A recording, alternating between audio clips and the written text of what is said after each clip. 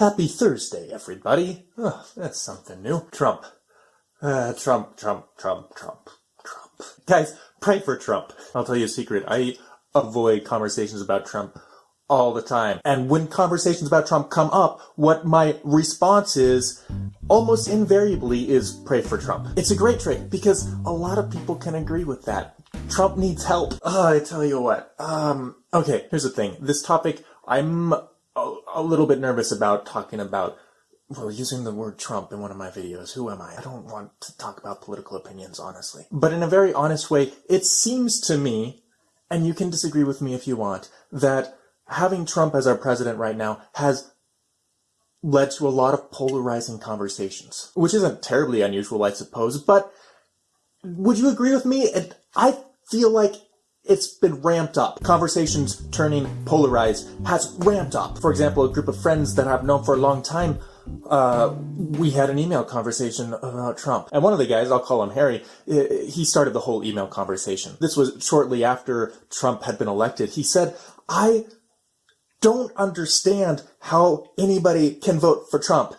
And now he is our president. I just can't fathom that. And honestly, for me, having Trump as our president is disheartening. So, dear friends who I know don't always see political things the same way that I do, help me understand that. I don't understand. Oh wow, what a doozy of an email to read. An email conversation developed off of that. Now some context, this was while I was doing some missionary work for a group called Spiritus up in Wisconsin. I really had no time on my hands. A missionary isn't a thing that's like a job where you do your work and then you go home and do other things. Being a missionary is a lifestyle, and it kind of encompasses most of your waking hours. I didn't spend much time looking into politics at the time. I felt okay with that. So that's about as much as I contributed to the conversation. I say, guys, I'm really much more interested in the world of grassroots and grassroots culture, and also like talking to people about God. So I don't really have much to say on this, honestly. Of course, there were other people in this conversation that had a variety of different responses. Another person in the conversation, of course, brought up life issues, because that's huge in the political world, for a good reason. Like, if we're talking about, is this a life and should we kill it? That's a kind of a fundamental moral question to figure out as a country. I think that's an appropriate thing to think about sometimes. Great, whatever, opinions. And of course, immigration came up, and healthcare came up, and all these different things came up. And we talked a lot about a lot of different topics, as seems to happen with Trump as our president. And some people that I normally wouldn't have these sorts of conversations with, for example, this friend Harry, these conversations come up now. So what's my takeaway with all that? In the world of today, we can talk about doom and gloom and how Trump is going to destroy our country or save our country, or, I don't know, maybe we'll have World War III next year. But the one conviction that I've had in this time of polarized conversations is this. We live in a time where I expect to have conversations more often with other people about things that we disagree on. And the question is, how good are we at having conversations where we don't agree?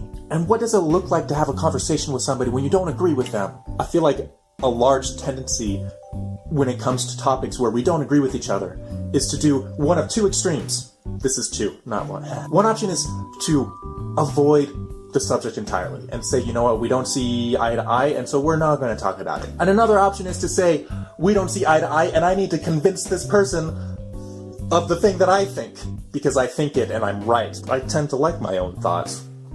Good, by the way.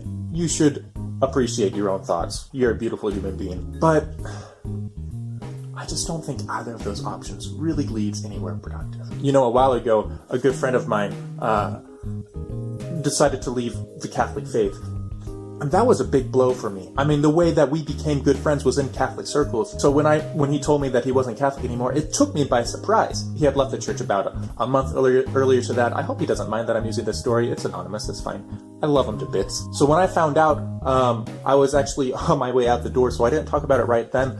But the next time I saw him, we had some one-on-one time, and I asked him, hey, is it okay? Can we talk about this? And we did. And it was incredibly awkward to bring up for me, because I really like to avoid talking about the elephant in the room. And I also knew that this wasn't a sort of conversation where I was going to be the person that brings him back to the truth and all that. Get over yourself, Peter. Honestly, I just wanted to have a conversation with my good friend about his life. And obviously I don't agree with the idea of leaving the church. I'm Catholic, and I'm very happy to be Catholic. And obviously he does agree with the idea of leaving the church. He's not Catholic. He made that choice. And I asked him point blank, does this feel like a step forward for you? And he said yes. And I think that's good. I think that he is being honest, and I appreciate that. I still think he's wrong. Go figure. But I think he knows that.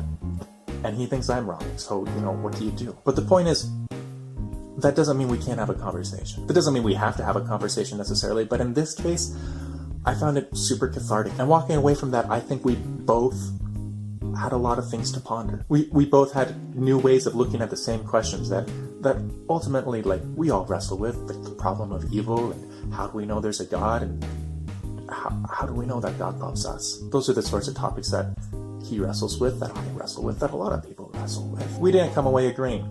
It's fine. We're still good friends. Alright, so I don't know how vague all of this was. I am mostly trying to pose a question. Do we know how to talk with people that we disagree with? What does that mean? What's the healthy way to do that? Is that something that, as a culture, we can learn how to do better? Alright, well that's all I got. I will see you next week. You all are lovely, and I love having this YouTube channel. Thank you guys for making this so rewarding for me. God bless and ciao.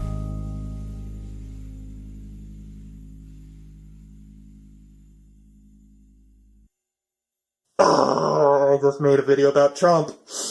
I don't think it was controversial. I really don't. Pray for me. Pray for Trump. Those are weird phrases to put next to each other. I love you all. Bye.